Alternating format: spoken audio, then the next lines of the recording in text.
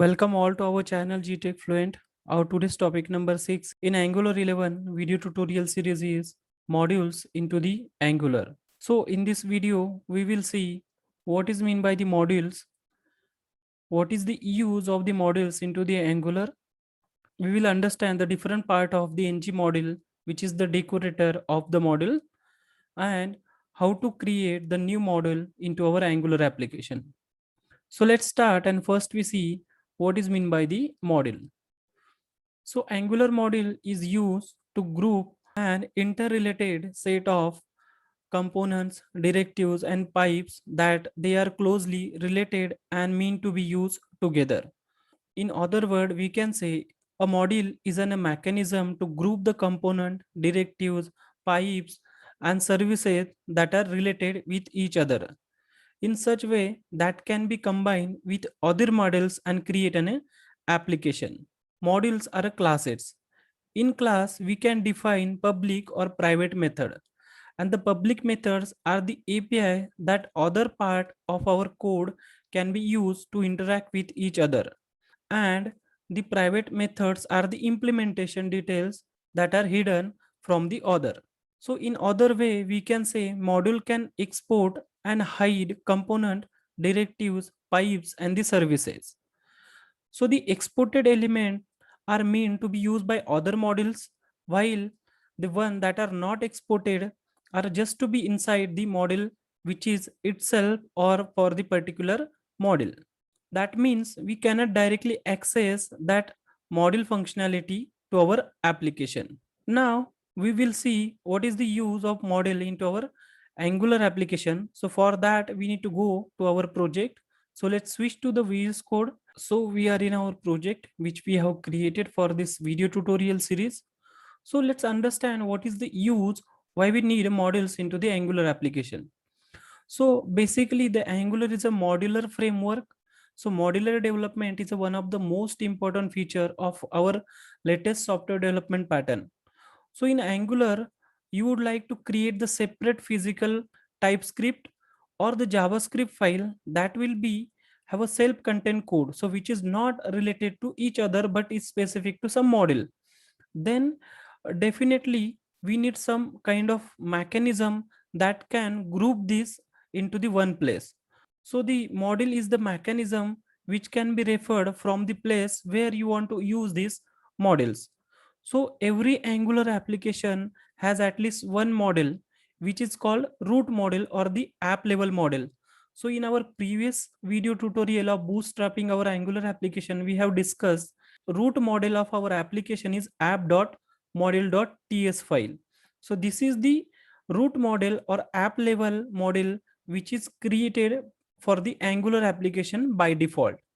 So in small application, the root model or the app model or app level model is enough to organize the different component, directives, pipes, and the services. So if your application have some limited component, let's say 10 to 20 components are there, so we can organize that with the one model. But if your application is bigger and having the more functionality, if you have the different areas, if you have an area for the admin, user, employee, student, in that case, your application having the different modules for the each functionality. But as we discuss, if your application grows, you should refactor the root model into the feature model, which represents the related functionality. And you may then import this model into our app level model. So we will discuss and implement this functionality in our upcoming videos, how we can implement the multiple model and import into our app level model. So by default, the Angular load your application as a eager loading. So there is another concept called the lazy loading. So we will discuss these two concepts in detail in our upcoming videos. So now let's understand the model which is created by the Angular application for us. So let's open this model file. So when we create a new Angular application using our Angular CLI command, so one model is created, that is app model. So if you find the name, that is app model.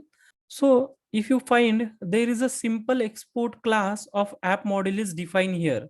So what does this class make the model? So to able to define the model, we have to use decorator. The name is NgModule decorator. So in this example, we have turned our app module class into the Angular module just by using NgModule decorator. So now let's understand the different parameter which is inside the NgModule decorator. So first we have the declaration. So declaration, it's an array of component created. For example, if you found there is a default component added which is default created by the Angular application. So whenever you are going to be create any new component, you need to add into the declaration.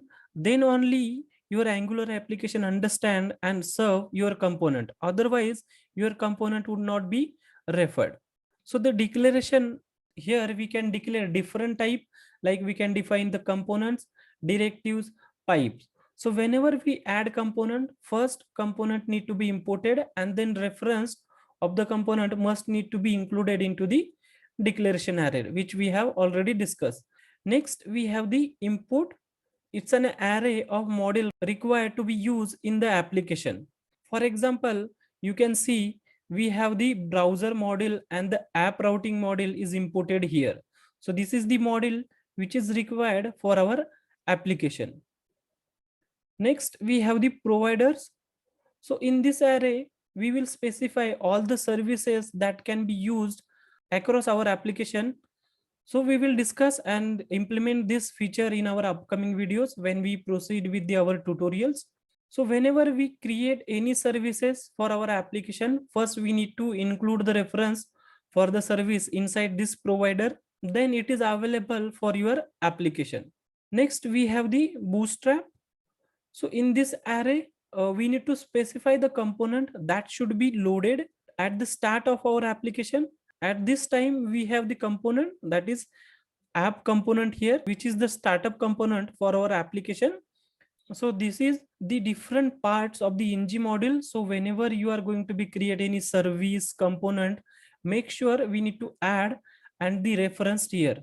So it is not necessary to reference into the app module. As and when we define the different model, we can define into the their particular model itself. So we will discuss and understand this concept gradually when we proceed with our video tutorial series. Now let's see how to create a new model into our application. So for that, we need to open one terminal here. So let's go to the terminal, click on the new terminal. So to create a model into the Angular using Angular CLI command, we need to use one command, that is ng, then space, we need to give the G. So G is for the generate. So either we can use G or whole word generate. Then we need to give the type, which type we are going to be create. As we are creating the model, so we need to give the module. And after this, we need to give the module name, which module you are going to be created. So we will create the module that is name is student. So this is the whole command you need to run creating the module. After this, you need to enter. So once module is created, you will get the message here like create and your module name, and you will see the path which is inside src app. Then you have the student folder, and then inside that you have the student.module.ts. So if you see here, you have the student folder, and inside that you have the student.module.ts. So let's open this. So if you found, we have this declaration. As we have not imported any component in this model, or you can say any reference, so we will see. So in this way you will create your own model. This is the background of the module and how to create the new model. As we are proceeding with the video tutorial, we will add that feature or the functionality inside the model. So please let us know if anyone has any query or doubt. We will meet in our next video. Thank you.